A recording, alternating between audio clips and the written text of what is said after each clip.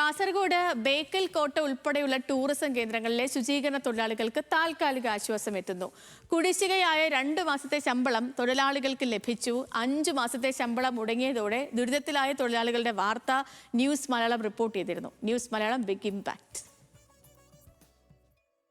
നമ്മൾക്ക് 5 മാസമായിട്ട് ശമ്പളം കിട്ടിയിട്ടില്ല. അതാണ് ഇപ്പം പ്രധാന പ്രശ്നം.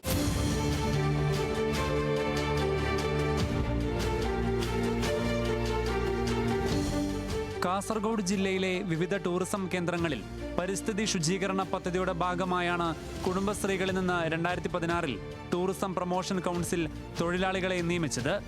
21 വനിതാ ജീവനക്കാർക്ക് 5 മാസമായി ശമ്പളം ലഭിച്ചിരുന്നില്ല. കുറഞ്ഞ കൂലിക്ക് പണിയെടുക്കുന്ന ഇവർക്ക് ശമ്പളം ലഭിക്കാത്തത് ന്യൂസ് മലയാളം റിപ്പോർട്ട് ചെയ്തിരുന്നു. ഇതിന് പിന്നാലെയാണ് ജില്ലാ ടൂറിസം വകുപ്പിന്റെ അടിയന്തര ഇടപെടൽ. ആദ്യഘട്ടമെന്ന നിലയിൽ 2 മാസത്തെ ശമ്പളം അനുവദിച്ചു. കുടിശ്ശികയായ ശമ്പളവും വൈകാതെ വിതരണം ചെയ്തു തീർക്കുമെന്ന് ജില്ലാ ടൂറിസം പ്രൊമോഷൻ കൗൺസിൽ വ്യക്തമാക്കിയിട്ടുണ്ട്. പ്രാദേശികമായ തൊഴിൽ പരിഗണനകൾ കൂടി ഉൾപ്പെടുത്തിയാണ് ജീവനക്കാരെ ശുചീകരണ ജോലിക്ക് നിയമിച്ചത്. കാസർഗോഡ് ജില്ലയിലെ ബേക്കൽ കോട്ടയുടെ പരിസര പ്രദേശങ്ങൾ, പള്ളിക്കര ബീച്ച്, ചന്ദ്രഗിരി കോട്ട തുടങ്ങിയ വിവിധയിടങ്ങളിലെ അജൈവ മാലിന്യങ്ങളും പ്ലാസ്റ്റിക്കുകളും ശേഖരിക്കുകയും പ്രദേശം വൃത്തിയാക്കുകയുമായിരുന്നു ഇവരുടെ ജോലി.